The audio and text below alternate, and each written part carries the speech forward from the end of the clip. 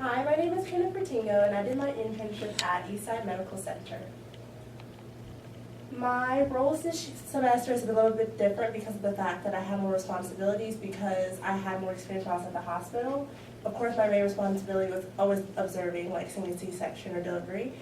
And I had more freedom this semester, like I said, because they had more trust and they didn't have to run through all the basic hospital rules like they had to do before first semester. So more of my personal growth and like responsibilities was based more on what I wanted to kind of do in the context of working in a hospital.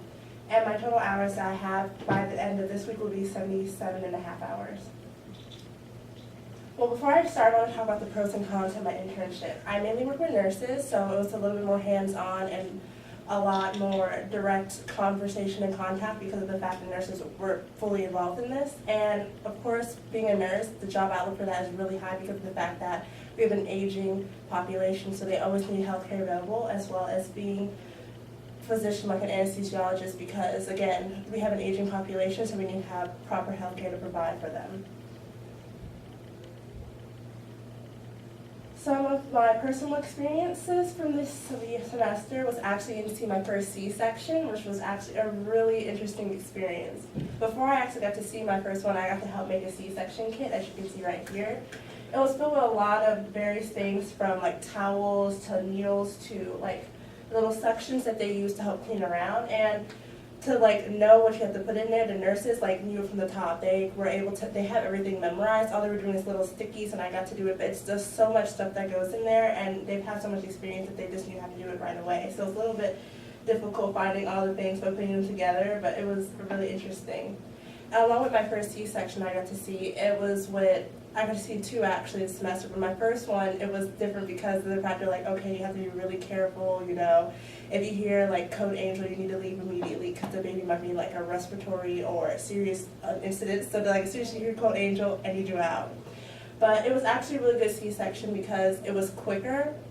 And the doctor that was there, he has his own special way of doing, every doctor has their own little signature, and his way is that he uses a specific type of liquid that at the end that to help relieve with some of the pain, and he doesn't take out the uterus all the way. He puts it back in there.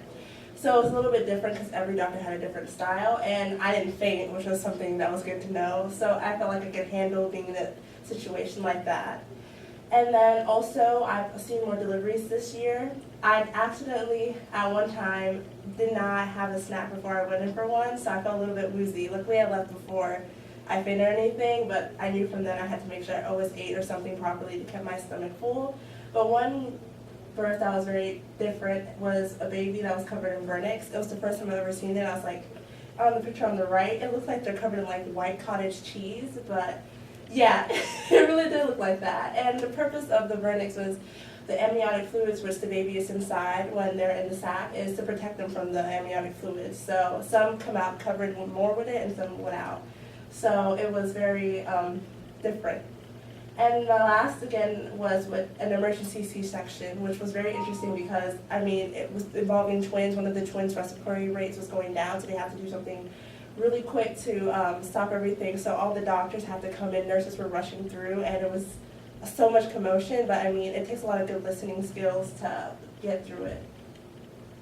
Personal growth, for me, it was a little bit more, it was just challenging myself and seeing different things. I put a crib up there because one of the things I've been able to do so much better now was make cribs. Like I can do it. You put a crib in front of me, I can do it. And that's one of the things, like you build on your skills and it just takes repetition, which was something that was very interesting when I was there.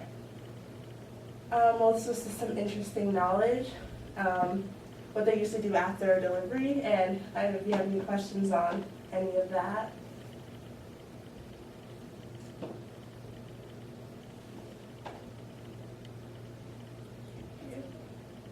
Okay.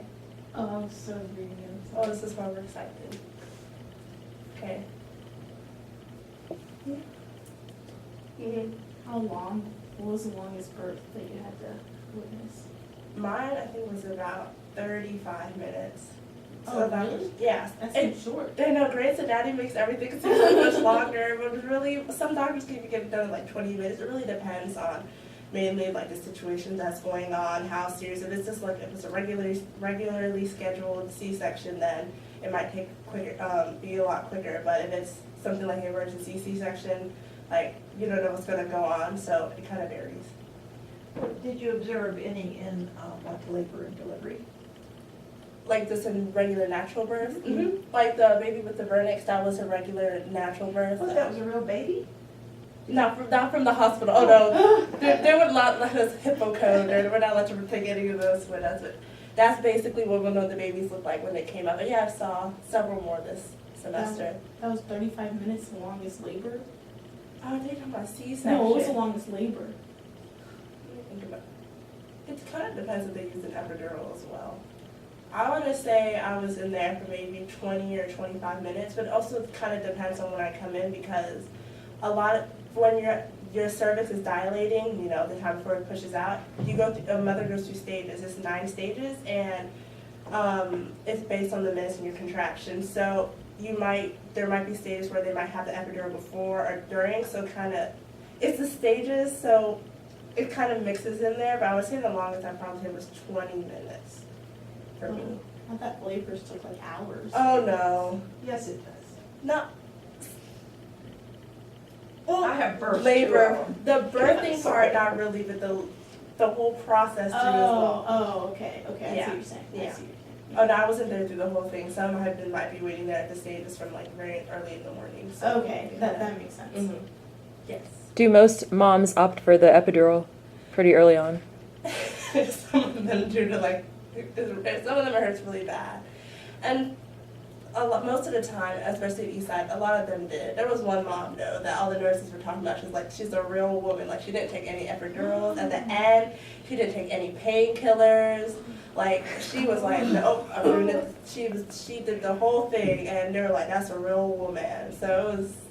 But for the most part, a lot prefer to take it because it does make things, it doesn't make it easier, but it makes the pain less. And it kind of makes the birth a little bit faster because you don't physically feel as much of the pain of pushing through like contractions to the, yeah. That was good.